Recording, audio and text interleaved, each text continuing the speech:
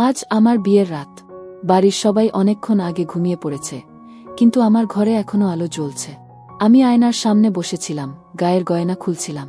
শাড়িটা লাল কাঁচা সিল্ক, খোপাটা ঢিলে, সাজ এখনো মুছিনি। আমার মনে হচ্ছিল আজ কিছু একটা অজানা ঘটতে চলেছে। হঠাৎ দরজায় শব্দ হল। মনে ধক করে উঠল। রোশন দরজাটা খুলে ভেতরে ঢুকল। লাইট নিভে গেল। আমি তাড়াতাড়ি শুয়ে পড়লাম, ভান করলাম ঘুমিয়ে আছি। তার কণ্ঠে শোনা গেল হালকা হাসি। এত তাড়াতাড়ি ঘুমিয়ে পড়লে? আমি আস্তে বললাম, আমি ক্লান্ত, বিশ্রাম নিতে চাই। সে কাছে এসে বসে আমার দিকে তাকাল। চাঁদের আলোয় তার মুখ স্পষ্ট দেখা যাচ্ছিল। তুমি কি ভয় পাচ্ছ? তার প্রশ্নে আমি কিছু বলিনি, কিন্তু সে ধীরে আমার হাত ধরল। শোনো, আমি তোমাকে কষ্ট দেব না। আজ শুধু তোমার পাশে থাকতে চাই, তোমার ভয়টা দূর করে দিতে চাই। আমার চোখে জল চলে এলো, কারণ সত্যি বলতে আমি খুব ভিজছিলাম। সে চুপচাপ আমার হাত শক্ত করে ধরল, যেন বলছে, ভালোবাসার সময় নিয়ে আসবে, তাড়াহুড়া নয়। জানালা দিয়ে ঠান্ডা বাতাস ঢুকছিল, পর্দা দুলছিল। আর আমি বুঝতে পারছিলাম ভয়টা ধীরে ধীরে মিলিয়ে যাচ্ছে, তার জায়গা নিচ্ছে এক অদ্ভুত শান্তি। আমি ভেবেছিলাম কথা এখানেই শেষ হবে, কিন্তু রোশন উঠে গেল জানালার কাছে, চাঁদের আলোতে দাঁড়িয়ে আমার দিকে তাকিয়ে রইল। তার চোখে এক অদ্ভুত শান্তি, কিন্তু সেই শান্তির ভেতরে যেন লুকিয়ে আছে তীব্র আকর্ষণ।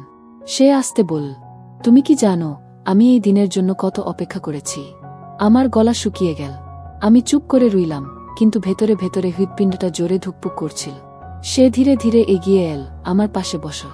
আমি একটু সরে যেতে চাইলাম, কিন্তু সে আমার চাদরটা আলতো করে ঠিক করে দিল, যেন আমাকে আড়াল করছে, উল্টো কাছে টানছে না। এই আচরণে আমার ভয়টা কিছুটা কেটে গেল, কিন্তু বুকের ভেতরে অজানা কাঁপুনি রয়ে গেল। তুমি যদি চাও আমরা শুধু কথা বলি আজ। তার গলায় এক ধরনের মায়া মিশেছিল। আমি অজান্তেই মাথা নেড়ে হ্যাঁ বললাম। তারপর আমরা জানালার ধারে বসে অনেক কথা বললাম, শৈশব, স্বপ্ন, ভবিষ্যৎ নিয়ে। হঠাৎ এক মুহূর্তে যখন আমি হেসে ফেলেছিলাম, সে আমার দিকে এমনভাবে তাকাল, যেন চোখ দিয়ে কিছু বলতে চাইছে। আমার হাসি থেমে গেল, নিঃশ্বাসও যেন থমকে গেল। সে ধীরে হাত বাড়িয়ে আমার কপালের একগুচ্ছ চুল সরিয়ে দিল। আমার চোখের দিকে তাকিয়ে বলল, তুমি ভয় পেও না। আমি তোমাকে যতটা চেয়েছি, তার থেকেও বেশি আমি তোমাকে সম্মান করি। সেই মুহূর্তে মনে হচ্ছিল আমি যেন একটা অদৃশ্য বাঁধনে বাধা পড়ে যাচ্ছি, যেটা ভয় নয়, কিন্তু অদ্ভুত এক টান। আমি জানতাম না কেন, কিন্তু সেই মুহূর্তে মনে হচ্ছিল রোশনের চোখে আমি যেন আটকে গেছি। সে ধীরে আমার হাতটা নিজের হাতে নিল, তার আঙুলগুলো গরম, আর আমার হাত ঠান্ডা হয়ে গেছে নার্ভাসনেসে।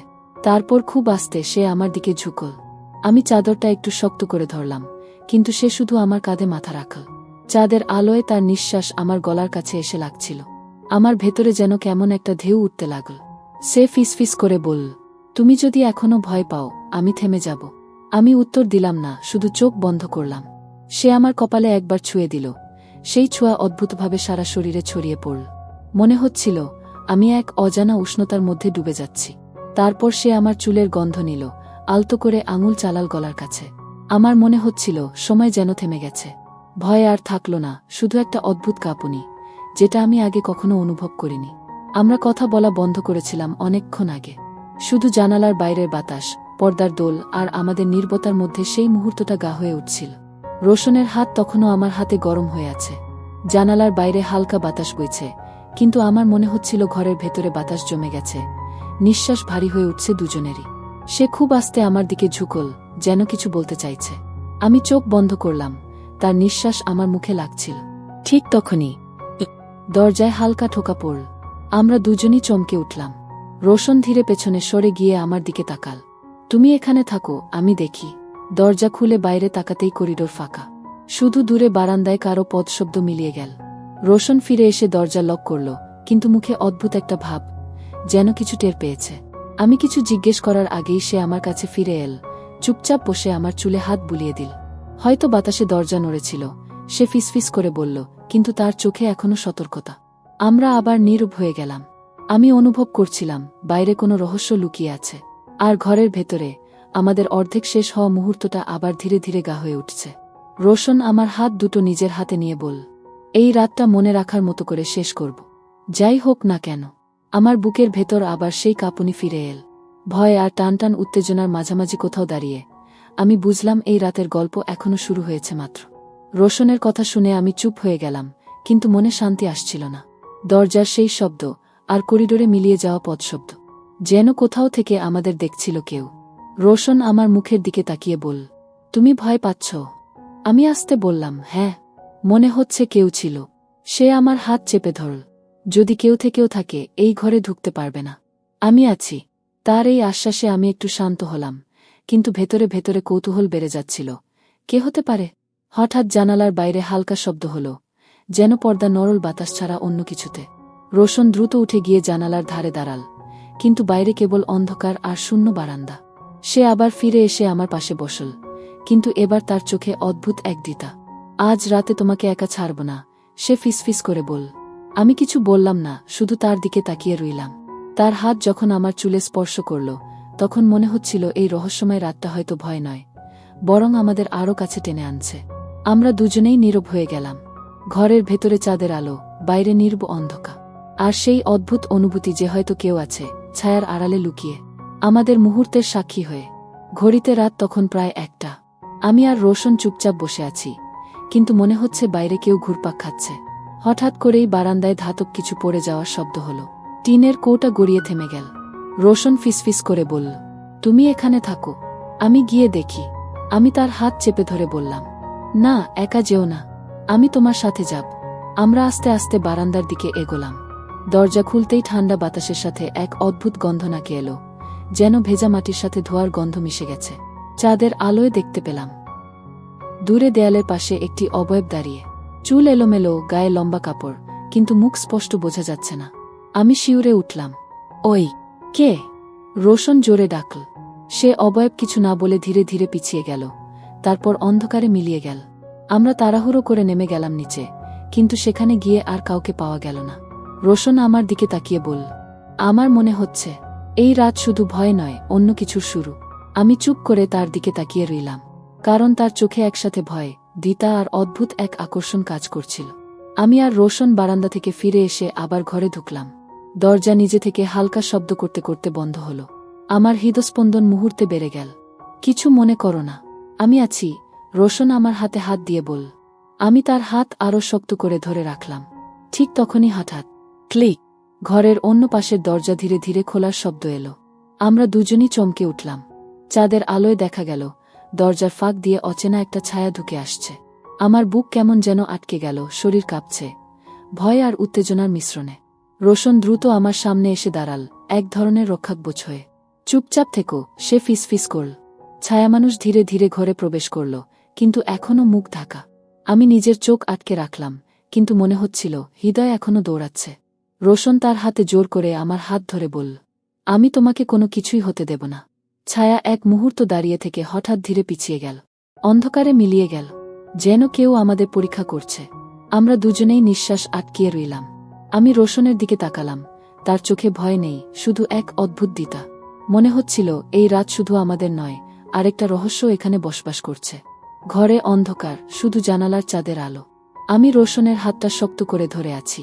হৃদয় কেঁপে উঠছে, কিন্তু চোখ বন্ধ করতে পারছি না। হঠাৎ ছায়া ধীরে ধীরে সামনে এগোতে লাগল। আমার গলা শুকিয়ে গেছে। মনে হচ্ছিল এই মুহূর্তে এক একটা সেকেন্ড যুগান্তর হয়ে যাচ্ছে। রোশন ফিসফিস করে বলল, চুপ করে থাকো, আমি দেখছি। ছায়া জানালার আলোয় কিছুটা স্পষ্ট হল। আমি সজ্ঞান হারাচ্ছিলাম না, কিন্তু মনে হচ্ছিল এটি মানুষের মতো, কিন্তু পরিচিত নয়। আমি চুপচাপ রোশনের পাশে আরও কাছে সরে এলাম। হঠাৎ ছায়া অচেনা কণ্ঠে কিছু বলল, মাফ করবেন, আমি শুধু ভুল করে ঢুকে পড়েছি। আমার চোখ বড় হয়ে গেল। রোশন অবাক হয়ে দাঁড়িয়ে রইল, আর আমি ধীরে ধীরে বুঝতে পারলাম ছায়া আসলে শুধু একজন প্রতিবেশী, যে ভুল করে ঘরে প্রবেশ করেছে। শ্বাস প্রশ্বাস ধীরে ধীরে স্বাভাবিক হল। রোশন আমাকে আলতো করে কোলে নিয়ে বল, দেখলি, ভয় সবসময় বাস্তব নয়, কখনো কখনো কেবল ছায়া। কিন্তু ভয় এবং রোমাঞ্চ মিলে এই রাতটাকে মনে রাখার মতো করে তোলে। আমি চোখ বন্ধ করে মাথা ঠেকালাম। মনে হচ্ছিল ভয়, রহস্য, রোমাঞ্চ সব মিলেই আজকের রাতকে এক অদ্ভুত স্মৃতিতে রূপ দিয়েছে। চাঁদের আলোয় আমাদের নিঃশ্বাস মিলছিল, নিঃশব্দে রাতের সব কৌতূহলকে ঢেকে দিচ্ছিল। এমন মুহূর্তে আমি বুঝলাম, ভয় থাকলেও নিরাপত্তা আর আস্থা একসাথে থাকলে হৃদয়ের উত্তেজনা নতুন রং পায়। ঘরের ভেতর আবার নীরবতা নেমে এল। শুধু জানালার চাঁদের আলো দোল খাচ্ছে, আর আমাদের নিঃশ্বাসের শব্দ কানে আসছে। আমি রোশনের হাত শক্ত করে ধরে রেখেছি। হৃদয় দ্রুত ধক ধক করছে। সে ধীরে ধীরে আমার কাঁধে মাথা রাখল। আমি চোখ বন্ধ করে অনুভব করতে লাগলাম তার উষ্ণতা, তার শ্বাসের স্পন্দন। মনে হচ্ছিল আমাদের দুজনের মধ্যে একটা অদ্ভুত সংযোগ তৈরি হচ্ছে। রোশন ফিসফিস করে বলল, ভয় করবে না, আমি আছি তোমার পাশে। আমি ধীরে ধীরে তার দিকে আরও কাছে এগিয়ে গেলাম। আমাদের নিঃশব্দ দেখা, চোখের ভাষা, হাতের স্পর্শ, সব মিলিয়ে সেই মুহূর্তটা যেন সময়কে থামিয়ে দিয়েছে। হঠাৎ জানালার বাইরে বাতাসের একটি হালকা শব্দ এল। আমি অবচেতনভাবে সরে যেতে চাইলাম, কিন্তু রোশন আমার হাত আরও শক্ত করে ধরল। চুপচাপ থাকো, সে ফিসফিস করে বলল, সব ঠিক আছে।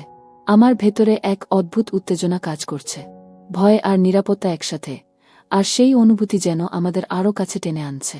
আমরা চুপচাপ বসে থাকলাম, শুধু একে অপরের উপস্থিতি অনুভব করে, নিঃশব্দ কিন্তু আবেগে ভরা। মুহূর্তগুলো যেন দীর্ঘ হয়ে গেল। আমার হৃদয় কেঁপে উঠছে, কিন্তু তা আনন্দ আর নিরাপত্তার মিশ্রণে। আমি বুঝতে পারছি, ভয়, রহস্য, রোমাঞ্চ সব মিলেই এই রাতকে এক অনন্য স্মৃতিতে রূপ দিয়েছে। ঘরে এখনো চাঁদের আলো ঢুকছে জানালা দিয়ে। আমরা দুজনেই নীরব, কিন্তু সেই নীরবতায় যেন অদ্ভুত উত্তেজনা ছড়িয়ে গেছে। রোশন হঠাৎ আলতো করে আমার চুল বুলিয়ে দিল। আমি হেসে উঠলাম, ছোট্ট হাসিটা যেন পুরো ঘরটাকে হালকা করে দিল। সে কৌতুক করে ফিসফিস করল, তুমি হেসে দিলে এই রাত আরও সুন্দর হয়ে গেল। আমি লজ্জায় চোখ নামালাম, কিন্তু হৃদয় ভিতর থেকে উষ্ণ হয়ে উঠল। আমরা দুজনেই জানতাম, ভয় আর রহস্য থাকলেও একে অপরের কাছে থাকা এই অনুভূতি সবকিছুকে নিরাপদ করে দিচ্ছে। রোশন আবার আমার দিকে ধীরে এগিয়ে এল। তার চোখে মায়া, সতর্কতা আর এক অদ্ভুত আকর্ষণ একসাথে মিলেমিশে আছে। আমি হাতটা তার হাতে আরও শক্ত করে ধরলাম। মুহূর্তগুলো ধীরে ধীরে দীর্ঘ হয়ে যাচ্ছে। ভয় আর রোমাঞ্চ মিলেমিশে এক অদ্ভুত আবেশ তৈরি করছে। হঠাৎ বাইরে থেকে হালকা বাতাস বইতে শুরু করল, জানালার পর্দা দোল খাচ্ছে। আমরা দুজনেই দেখলাম, ছোট নড়াচড়া, কিন্তু কোনো বিপদ নেই। মনে হলো এই অদ্ভুত রাত আমাদের জন্য এক নতুন খেলার মতো, যেখানে ভয়, উত্তেজনা এবং আনন্দ সব মিলেমিশে আছে। আমি ধীরে ধীরে রোশনের দিকে তাকালাম, আর সে আমার চোখে চোখ রেখে বলল, এই রাতটা আমাদের জন্য, শুধু আমাদের জন্য। আমার হৃদয় ভিতর থেকে উষ্ণ হয়ে উঠল। ভয় আর উত্তেজনা আর মৃদু হাসি সব মিলেমিশে রাতের সাসপেন্সকে আরও গভীর করে তুলছে। আমরা দুজনই জানালার পাশে বসে চুপচাপ আছি। ঘরের মধ্যে চাঁদের আলো ঢুকছে, বাতাস হালকা নড়াচড়া করছে, আর নিঃশব্দে রাত যেন আরও ঘন হয়ে এসেছে। হঠাৎ দরজার নিচ থেকে হালকা শব্দ এলো, ফিস। আমার হৃদয় মুহূর্তে দ্রুত ধক করে উঠল।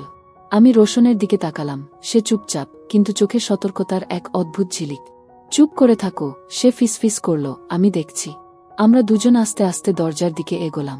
চাঁদের আলোয় দেখা গেল দরজার কাছে একটি ছোট্ট ছায়া আছে। আমি হঠাৎ বুক কাঁপতে লাগল, কিন্তু রোশনের হাত আমাকে ধরে রাখল, একই সঙ্গে মানসিক নিরাপত্তা দিল। ছায়া ধীরে ধীরে এগোল। হঠাৎ সে হেসে বলল, আমি কেবল ভুলে দরজা খোলা রেখেছিলাম, আপনাদের ডিস্টার্বও করতে চাইনি। আমার চোখ বড় হয়ে গেল। রোশন ধীরে হেসে বলল, দেখলি, ভয় সবসময় বাস্তব নয়, কিছু সময় কেবল অবিশ্বাস্য কৌতূহল তৈরি করে। আমি ধীরে নিঃশ্বাস ফেললাম, শরীরের কাঁপুনি কিছুটা কমল। তারপর রোশন আমার দিকে ফিরে এসে বলল, এই রাতটি শুধু ভয়ের নয়, আমাদের কাছে এক বিশেষ স্মৃতি হয়ে থাকবে। আমরা দুজন নীরব থেকে হাত ধরে বসে রইলাম। ভয়, উত্তেজনা, অপ্রত্যাশিত ঘটনা সব মিলেমিশে রাতকে আরও গভীর, আরও রোমাঞ্চকর করে তুলেছিল। ঘরের মধ্যে আবার শান্তি নেমে এসেছে। চাঁদের আলো জানালার ওপর হালকা নরম ফোঁটা বৃষ্টির মতো পড়ছে, আর আমরা দুজন বসে আছি, হাতের হাত ধরে। হঠাৎ করে অনুভব হলো, ভয়, অজানা, রহস্য সব মিলেমিশে আর কোনো প্রভাব রাখছে না। শুধু রোমাঞ্চ, উত্তেজনা আর এক অপরূপ শান্তি। রোশন ধীরে বলল, দেখলে, সব ভয় শেষ হয়ে যায় যখন কেউ সত্যিই পাশে থাকে। আমি তার দিকে তাকালাম, চোখে অব্যক্ত কৃতজ্ঞতা আর মুখে নীরব হাসি। আমাদের নিঃশ্বাস মিলেমিশে শান্ত হয়ে এল। সারা রাতের টানটান উত্তেজনা আর রহস্যের ছোঁয়া যেন এখন শুধু স্মৃতিতে রূপ নিয়েছে। আমি কপালে তার হাত অনুভব করলাম, আর মনে হলো, এ রাত আমাদের জন্য শুধু ভয় নয়, বরং এক নতুন অধ্যায়, এক অদ্ভুত বন্ধন আর আন্তরিক সংযোগের শুরু। বাইরে রাত গভীর, আর ঘরের ভেতরে আমরা দুজন চুপচাপ বসে আছি। চাঁদের আলো, নীরবতা আর এক অপরূপ নিরাপত্তা সব মিলেমিশে রাতের গল্পকে শেষ করল। আমি জানি, এই রাতের স্মৃতি, এই টান, এই অনুভূতি সবসময় মনে থাকবে। ভয় ও রহস্যের মাঝে প্রেম, আস্থা এবং রোমাঞ্চ মিলিয়ে আমাদের রাতকে এক চিরস্থায়ী অভিজ্ঞতায় পরিণত করেছে।